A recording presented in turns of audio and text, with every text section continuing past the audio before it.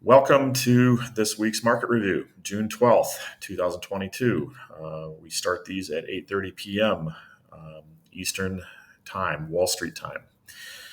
As many know, I am located in Southeast Asia, but do trade the markets with options in a rather unique way that really the time zones force me to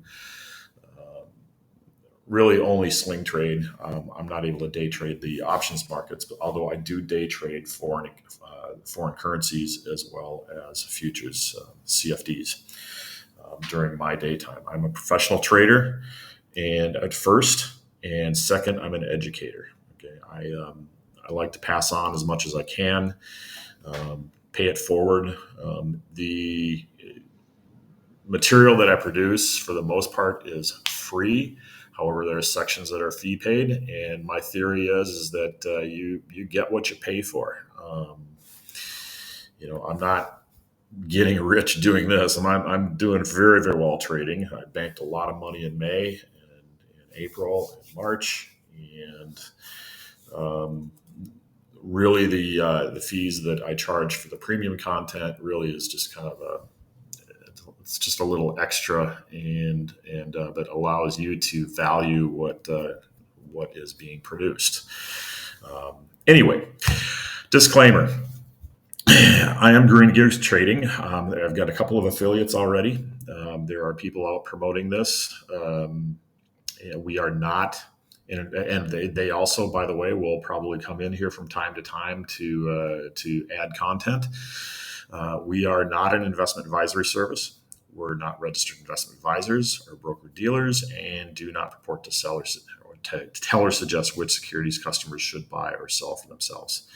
Customers should always check with their licensed financial advisor, tax advisor, to determine the suitability of any investment or trade.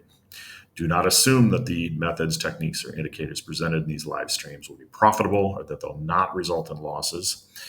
Past results are not indicative of future results. Examples presented in these webinars are for educational purposes only. These setups are not solicitations of any order to buy or sell. The author's publisher and all affiliates assume no responsibility for your trading results. And as always, there is a high degree of risk in trading. Okay, so as always, we always start out with money management. In my opinion, this is the most critical part about trading. If you don't understand this, you shouldn't be trading. Okay. And it's all related to what it takes to recover when you do lose, because we are going to lose when we're trading. If you're making 10 trades a day, day trades, you will be profitable if you make more than you lose. But you are going to lose certain trades. It's all about cutting your losses early and going to your trade plan on where you're going to take your profit, at least partial. Okay, so understanding what it means to lose in terms of recovering or making more than you lose is critical. As far as I'm concerned, and most professional traders that I know, I don't want to lose more than 2.5% of my account. Okay, so I've got a certain amount of capital that I deploy in high risk situations, and I would term options and futures and forex and things like that as high risk, although I do believe that options are low risk if you manage it right. My ability to make profit in the market long term, meaning my win-loss ratio is decent and my profit factor is also decent. The critical part is that I position size that if I do lose, if things do go belly up and I lose everything as far as a position, I don't want to lose more than 2.5% of my account. This gives me 40 chances to be wrong. And it's really tough for anyone to get 40 losses in a row. Actually, it's really tough for a lot of people to get 8 losses in a row if you are practicing conservative entry methods. So my goal for profit is that I really, ideally, I want to be taking profit taking trades off the table as much as I can when I get to two times what I'm risking. Now, I'm not taking everything off, but my goal is overall to see my account, to see what I call a profit factor, meaning that all trades that I do, I want to see a profit factor of over two. That means that for every $1 that I lost long term, I've made more than two. That's what my 2R is. Okay, so I manage my account in that way. That's my goal. I actually get higher in a lot of cases. But over the long term, I'm talking about years and years and years of trading, this is what I want to see. Okay.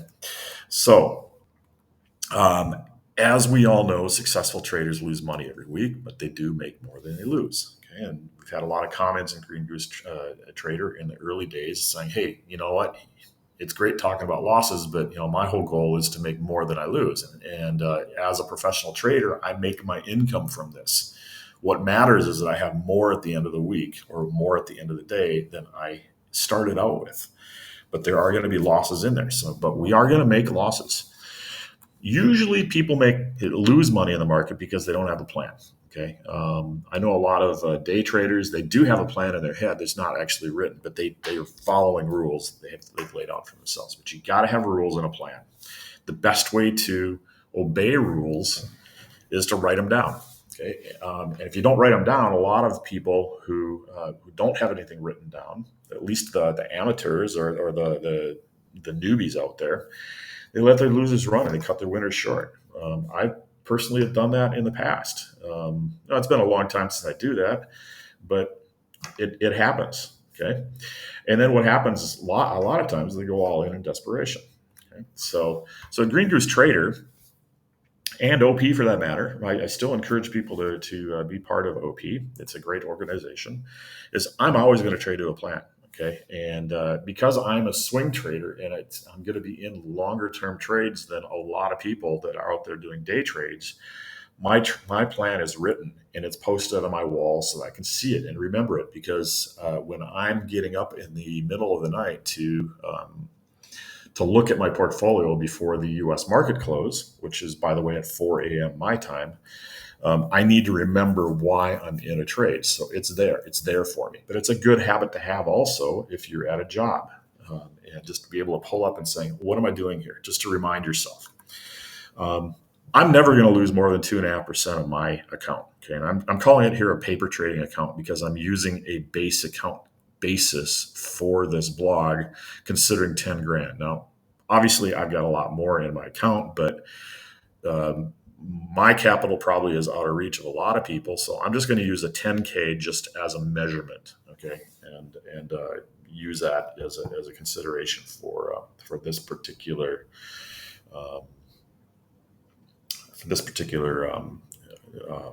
effort.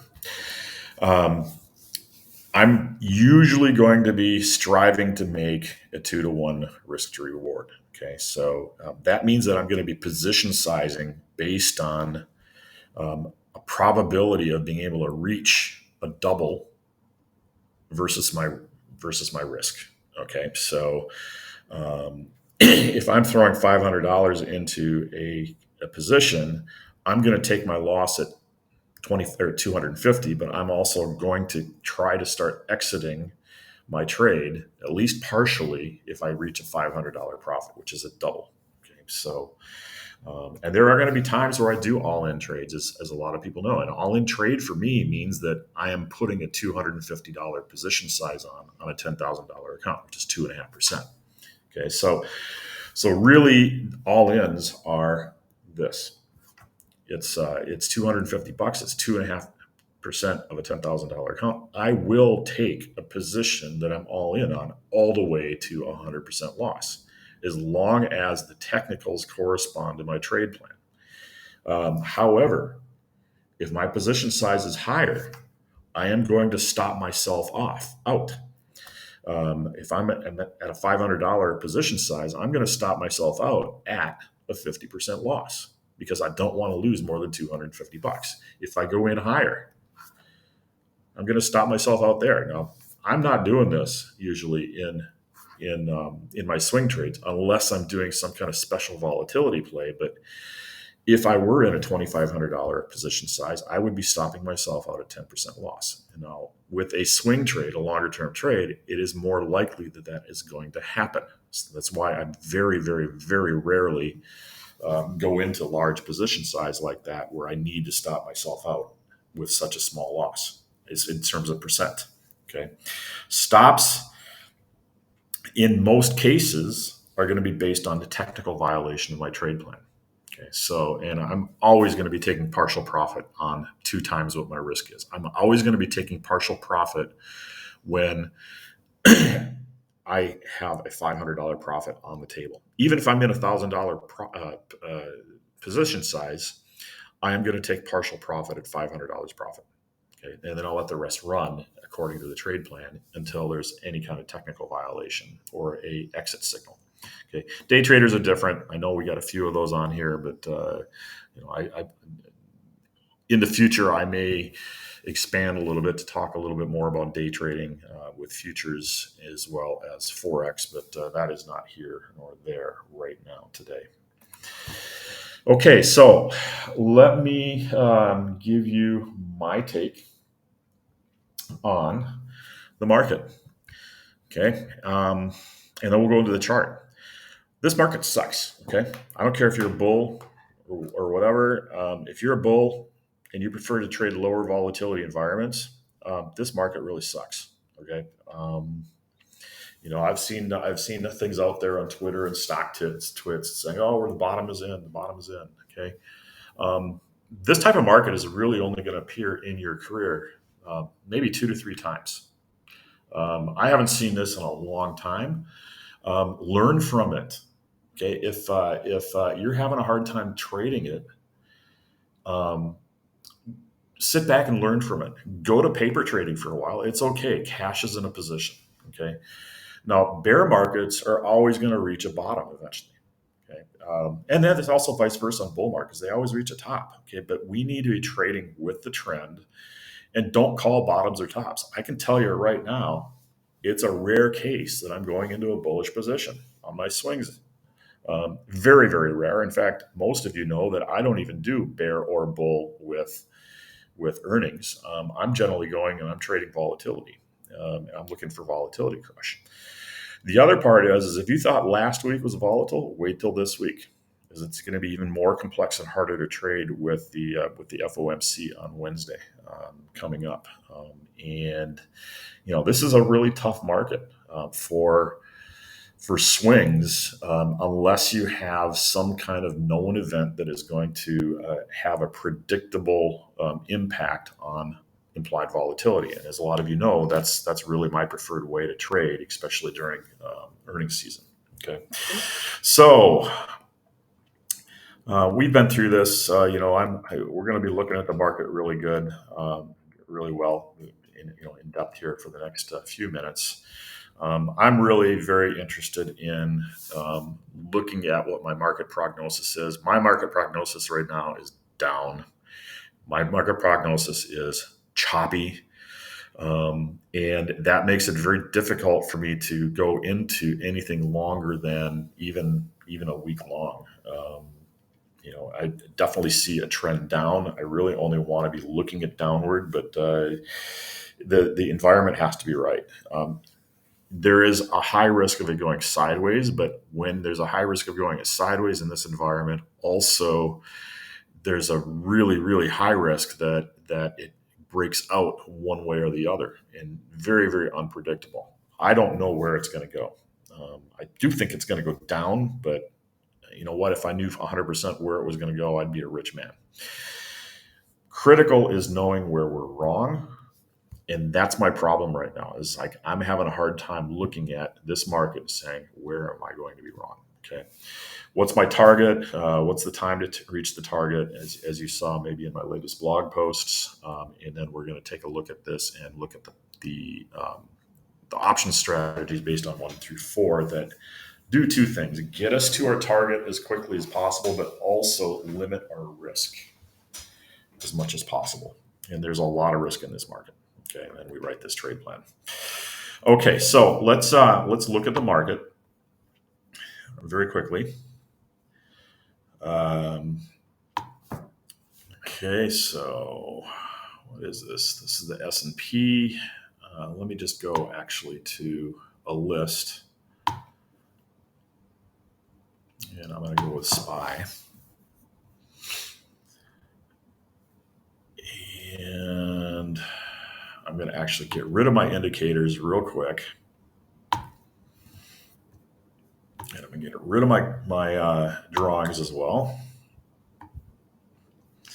And let's use just a little bit of commentary and a little bit of common sense with what's happening.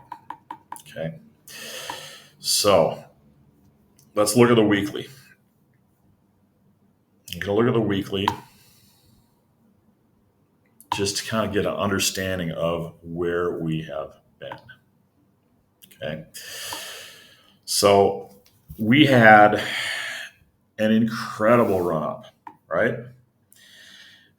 Ever since the beginning of the pandemic, which saw this huge decline, what everyone thought was a huge decline. If you take a look at that decline and you look at where that is compared to now, first of all, it was really steep, but we are about, probably 75% of the way there. So, can the market decline um, to a lower level than it is right now? Well, guess what? It did. It already did right there. Okay. But the other part is that we have had this huge from trough to peak. That is a massive, massive, massive gain. It's huge. It's normal to expect retracements. Okay. And, when we were getting down into, let's see, I don't want to do that. When we were getting back in this time period, right here, and just go think back. That didn't bother me at all. I mean, that's normal. It's like 220, 2022. I was actually kind of calling tops back in January. I don't like I said, I don't like to call tops, but it's totally normal for the market to go down. Okay, and we could look at a lot of things here, but we get a little bit of a bounce, and it comes up, right? It came up.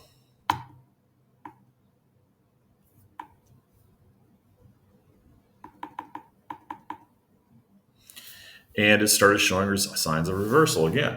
And this is, again, the weekly. I always like to snap fibs on this and see where it came up to. And it actually came up to the 61.8. Okay? It went up a little higher, but over on a weekly perspective, it didn't close above that.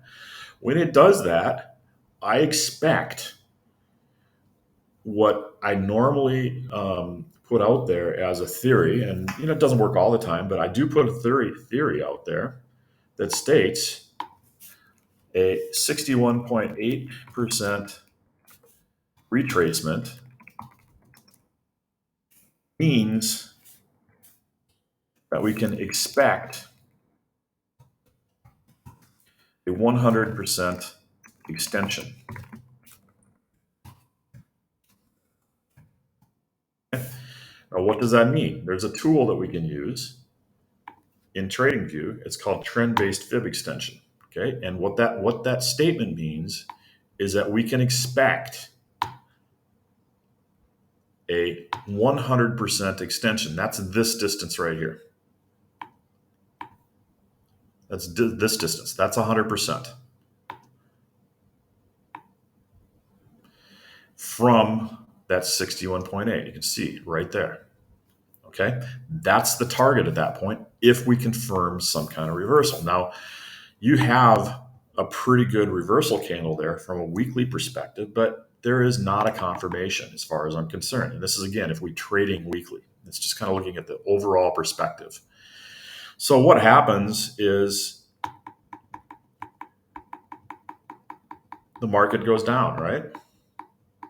It zigzags back up again. And it did hit. It hit that 100%, right?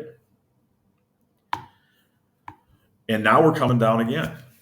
Okay, so the next target, if you look at the weekly, if you consider that, yes, it's come down here, if we break this level, the next target for me is down here. Now, is it going to happen? I don't know. I hope it doesn't happen. My overall, my portfolio, my retirement portfolio is not doing that great, but we trade what we see. Okay, my retirement portfolio is completely unrelated to my trading portfolio. But if it breaks down even further, that is the target.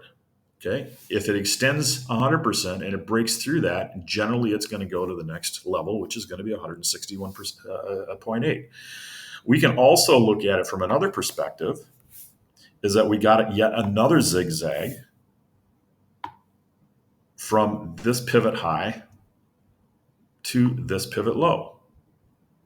Okay. And the zigzag is actually at 38.2. Nothing's exact. It's at 38.2. So if we get a zigzag of 38.2, the pivot at 38.2, 38.2% retracement, expect a 61.8% extension. Okay, so let's just look at where that sits. Okay, so where that sits, if that happens, is going to be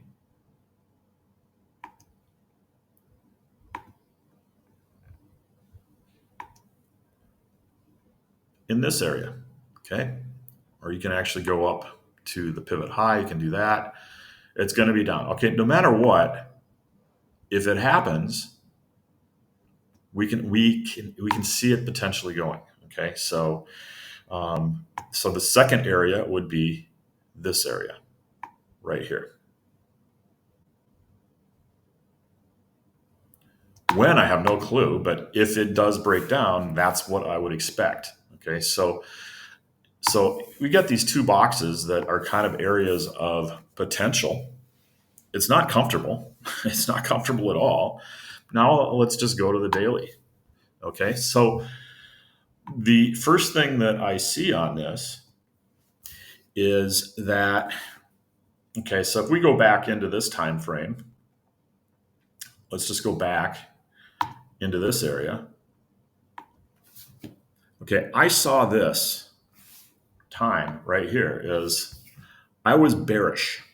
Okay, I was bearish because my general indicators. What I was looking at is I'm looking at the moving average, and I'm looking at the EMA, exponential moving average. I'm actually looking at two exponential moving averages. So let me just throw another one on there. Okay, so what I generally look at is from a big picture perspective is I use the 200 just as a kind of a point in the sand. Just make it black. Okay, and then I look at the 20. Again, big picture. Color that red.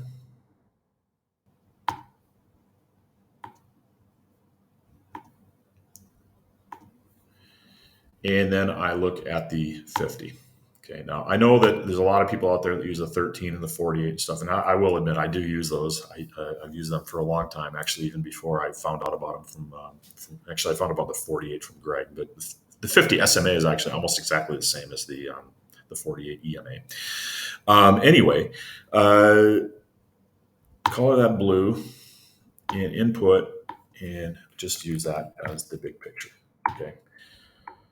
So at this point, through this whole period, the second we confirm below the 200 and the 20 is below the 50, I am in a bearish trend analysis. Okay, but what happened is on this particular day, let's get a little closer, is we had a lot of people buying up.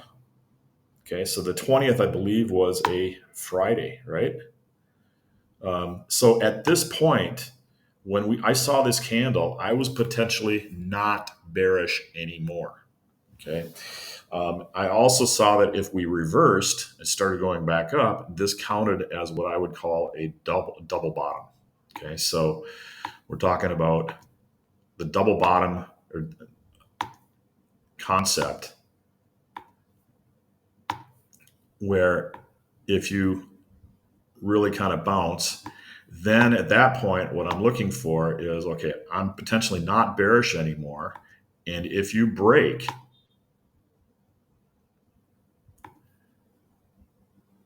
that level, then I turn into definitely not bearish. I turn into more of a bullish type of situation. Okay. And my expectation was at this point, if we happen to get out of that, and that's kind of confirmation as you come up above that, my expectation was that we at least come up to the 61.8 before making a decision. I was still kind of bearish, but that also would allow it to come up to around the 200 and then make a decision at that point. But it would not have surprised me to then at that point bounce and then head down. Okay. And my targets have always been kind of down in the 250 range. Okay. But what happened was a little bit different. We did go up and we got into a situation saying, okay, now I'm kind of bullish. Okay. So this is kind of where I've started putting out a few teaser trades all in for potential bullish setups. But again, my expectation was for the market to head up to about 430, 431, somewhere around that. And what happened in the market, let's just take this off, is we started consolidating. And it started getting stuck between that 20 and the 50, right? And so this goes back to last week. And the longer it stays stuck in there, and if it doesn't break out, the longer it's actually not very good. Okay, so I suddenly at this kind of point right here, this is my brother's birthday, really started now, okay, I'm not bullish anymore. I'm actually more bullish because I don't know which direction it's going to go. I put a video out last week saying, hey, you know what? It's going to break out one way or the other. I don't know which way anymore. I would have back here thought that it was going up. But at this point, I didn't know which direction. Okay. And I'll be honest, I didn't make a lot of trades last week, over the last couple of weeks. And it just kept going on. And now we get this little break. Okay. And we get the break on the 9th. Now the question is whether we confirm. Okay. And that's when things start going south. Okay. And what we have now is we have a triple bottom. But if your double bottom doesn't succeed in creating a bullish environment, you're in rough shape. Okay. So right now, I'm not willing to take a bullish trade, even if we have a bullish candle tomorrow on Monday. But I'm also at this point not immediately willing to take a bearish trade until I see some kind of confirmation candle. So I would like to see, if I'm going to be bearish, I'd like to see a candle down here. Okay. And under ideal circumstances, I'd like to see a break of this level, this bottom. If it does that, it is not going to surprise me to see us head down into this area, down here, into the 350 range. Not going to surprise me at all. Okay. So I'm very, very conservative right now. Cash is a position. I'm not too intent on putting in a lot of plays. Yes, could I make a shit ton of money if I call it right and we get a huge gap one way or the other? Yeah, absolutely. But I'm really not willing to do that. Okay, the only thing I'm doing is GG. as for Green Goose, the overnight trade, and looking for the overnight gaps. And I'm really intent on the EEM, not anything else, because EEM is the one that's going to be gapping. So this is just kind of, again, my overall market prognosis as far as where we're going. And I want to filter what I'm looking at in the market based on this particular kind of bias, I guess, if you want to call it. I'm definitely in a bullish bias. We could very well bounce, uh, but if we don't, we could come down. The other possible scenario, depending on how the market reacts to things on FOMC this week, is we could very easily now go into this range bound. And that would mean basically that over the next, I don't know how long, but maybe a couple of months, maybe into next earnings season, it wouldn't surprise us. It also would not surprise me to go into this range bound type of scenario. I'm not going to trade it as range bound until I see some kind of confirmation. But what that means is that its potential would be that we range bound ourselves kind of right around in here. We're kind of down at the bottom of that range right now. So I really need to see what's going to happen next week before I start making any kind of plans for what I would personally want to trade. If we do see a bounce, there may be actually a good butterfly play, sideways type of play, centered around 400 to 410, somewhere around that. But really, I'm not willing to make any kind of call at this point for the market itself. There are a couple of earnings coming up, and I believe it was let's see, Cisco. Sorry, Cisco's coming up. Where am I?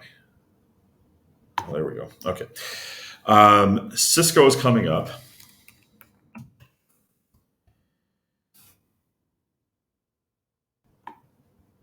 I believe, or no, did they? No, I guess they reported. Let me just look on my program latest.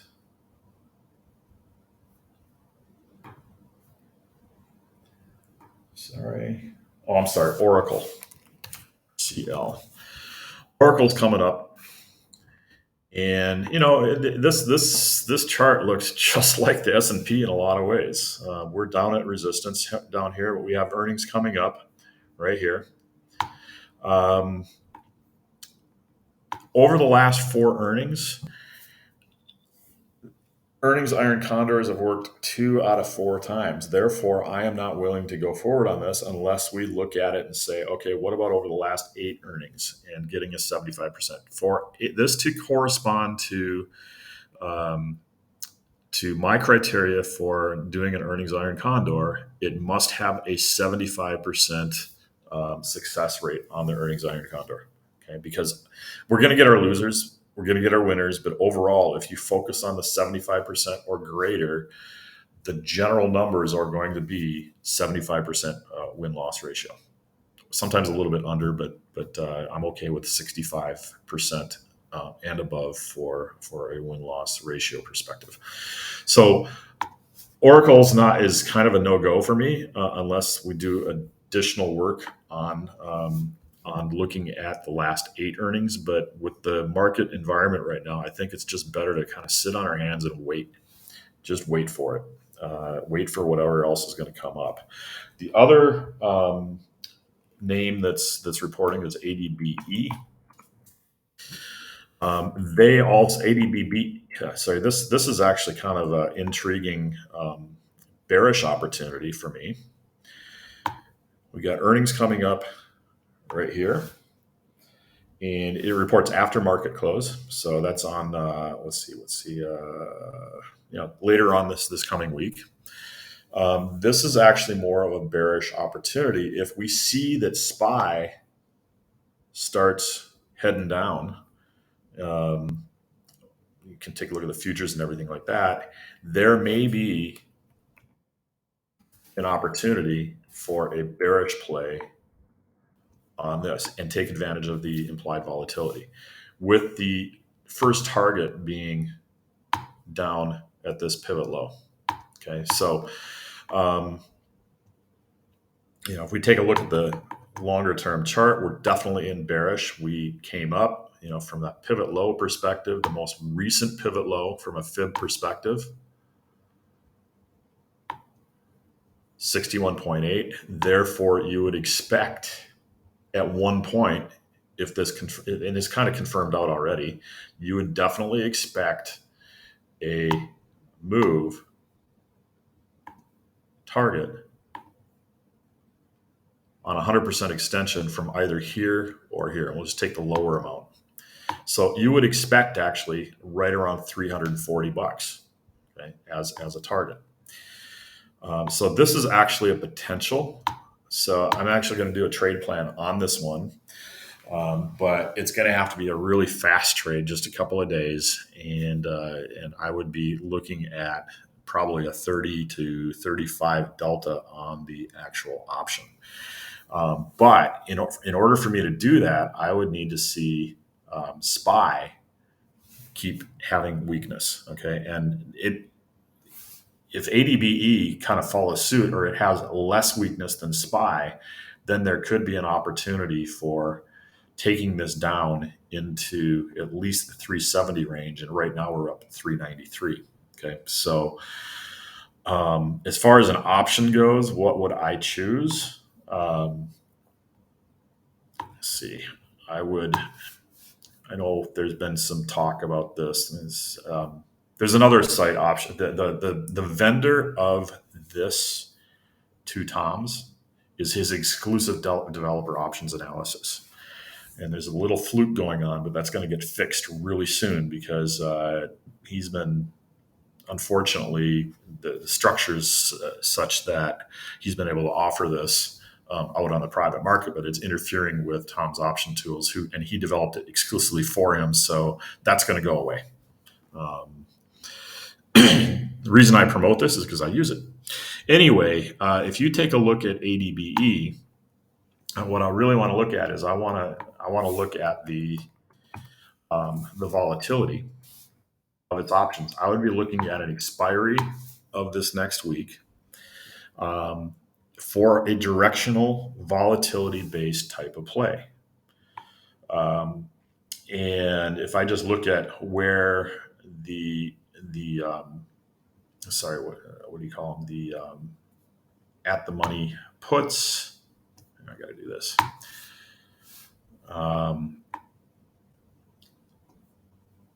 Okay, so I know it's expensive. See, this is the big problem with this. So I'd really kind of be looking at either the 380 or 377.50, or even potentially the 375. But it's very, very expensive. Okay, so my account can handle this from a 2.5% perspective, but a lot of your accounts may not if they're smaller accounts. So it's looking at this, and then we've also already got the volatility rise. So this may not be the best candidate for to looking at a pre-ER volatility rise. There's not enough time left. If we'd gotten in back here, then it would have been just fine. But there was no way back then to understand that it would be potentially a downward play, because it was still trending up. So actually, I'm actually not even going to do this. I want to eliminate reasons to trade, and this is one of the reasons that I would not trade this. The other part is that ADBE, from an earnings iron condor perspective, over the last 4 has actually not been. It doesn't correspond to my criteria. Okay, sorry, I'm going to go back here. It doesn't correspond to my criteria for 75% success rate. I'm a probability guy. I know things in the past is not indicative of future results, but if I've got overall among all my names that 75, and I keep that criteria 75% win loss ratio on this type of play, generally overall, I'm going to be pretty close to that. At least my experience over the last several years is that. Okay. So, um, 7 days, 617. So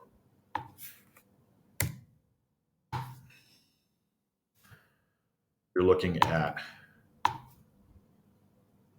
the June 18th. Okay. So, and if I were looking at this, I'd be looking at an earnings iron condor with 1 day to expiry. And I take 550, 551, 550. So you're looking at 715 plus 658. So that's roughly $14. Let's just say 15. 15 from 550 is 535. Is that right? 535. Yeah. Negative one, one.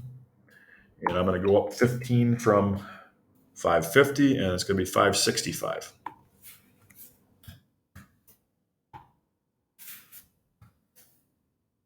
And I need to have this sucker less than $250 or even $300 for me to say, yeah, I would have done it on a $10,000 account. And you're looking at 365. Oops, I got that one wrong, actually. Sorry. That was off kilter. So 550 minus 10 minus 5 is 535. 550. Why is that? Oh, I see why. I need to be $5 wide here.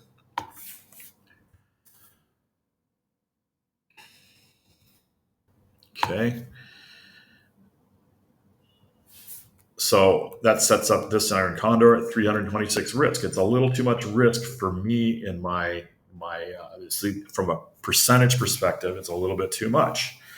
And so, but if it works out to be 75% win loss ratio, then yeah, it's okay. But it's a little kind of on the edge. Okay. So what happened with this particular one? Well, it did win $8. Okay.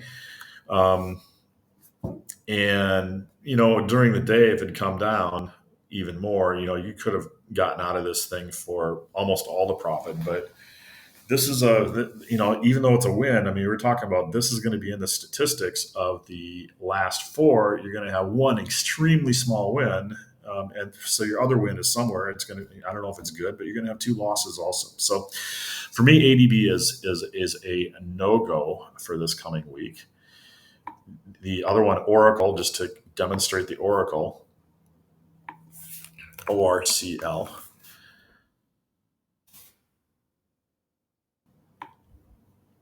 And okay, so I need to go back just a few days, 6/1, just to find out when the earnings are. So I'm back a year ago. So it's on 6/15.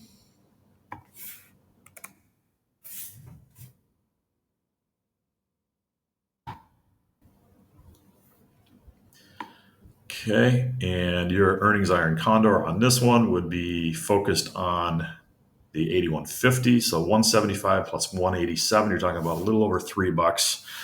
So you'd go down $3 from that, and you'd be down at 78.50. Let's just take it a dollar wide, and up $3 from 81.50 is going to be 84.50.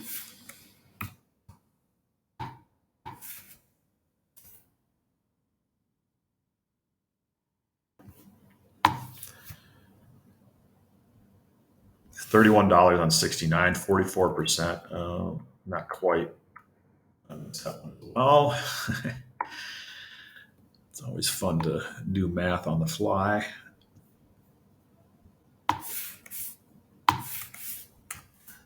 little bit better.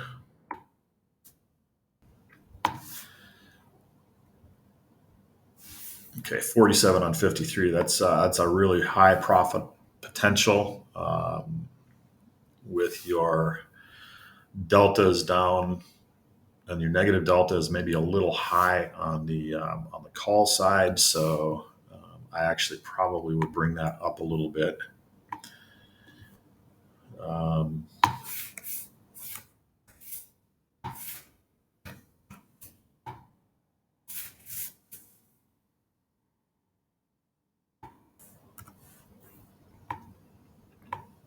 just doing by example here.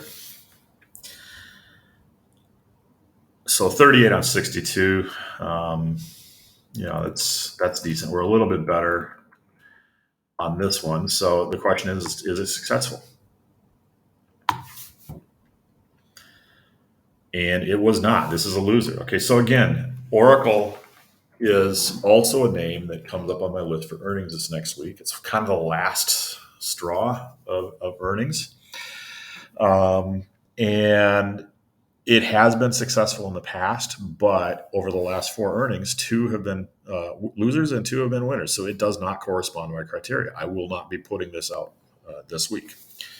Okay, the other name that always interests me because it tends to be a directional type of play, and I want to take a look at the chart real quick.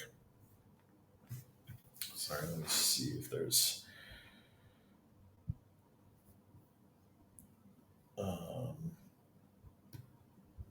Yeah. Okay.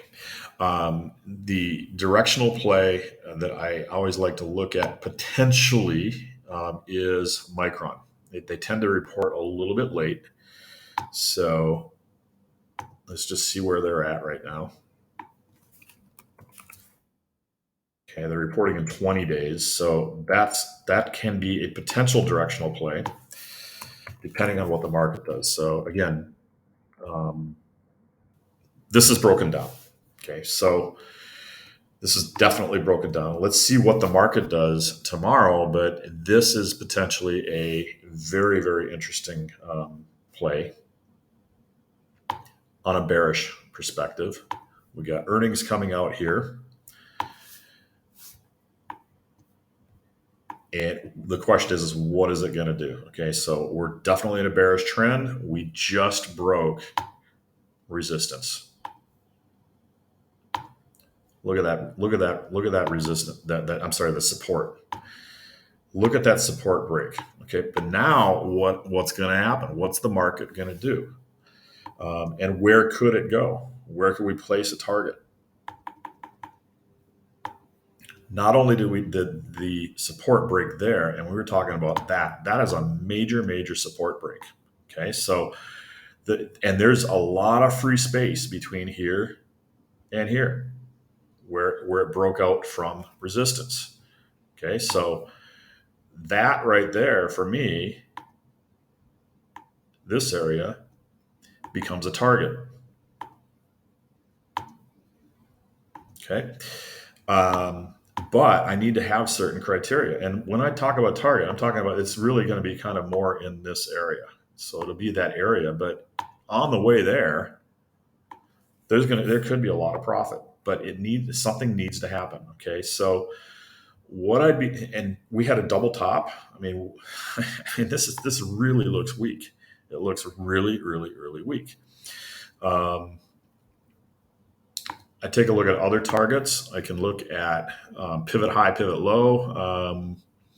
This is probably the most recent pivot high right here. And it kind of got stopped on the 38.2. So a real target would be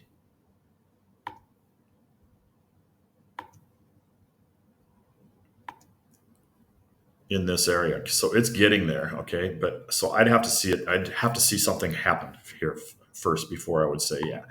Okay. But if it did 100% extension, you'd be talking about down here. Okay. So really, it's going to depend on what the market does tomorrow over the next couple of days. But if we happen to see the market recover a little bit and we get a little bit of a, let's just call it a dead cat, I would want to see Micron. So if it bounced, I'd want to see it come up, consolidate a bit, or just make a reversal. And if I saw a reversal candle right now, right there, I would absolutely be looking at a bearish play. Okay, so and oftentimes this happens, but on the flip side, it could just keep going down. And if we got a confirming candle, a confirming bearish candle tomorrow, I could be interested in taking a a small position size type of play on this particular name. And the way I would do it is I'd do it in a way that I could capture that volatility. Okay, so is absolutely going to come into to Micron. Um, so we got on 6/30 is the earnings date. So I'd be looking at the July 1st expiry um, on a straight put type of situation. And if I went into that, I'd absolutely be going with a 30, roughly a 30 delta. Right now, the 60 is at 35. So I'm just going to use this as an example to see where the volatility is of this particular name. Okay, volatility is already coming up. But again, ideally, if we came back to test where that break is, that volatility is going to come down, but then it's going to start going up again because of earnings. And that's really kind of what I'm looking at. So I'm really looking at two scenarios, but I'm not ready at this point to say, hey, that's what I want to do.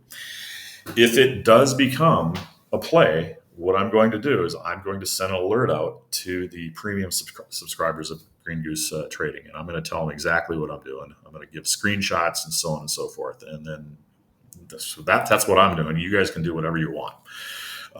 But this is definitely a very, very solid name to watch right now.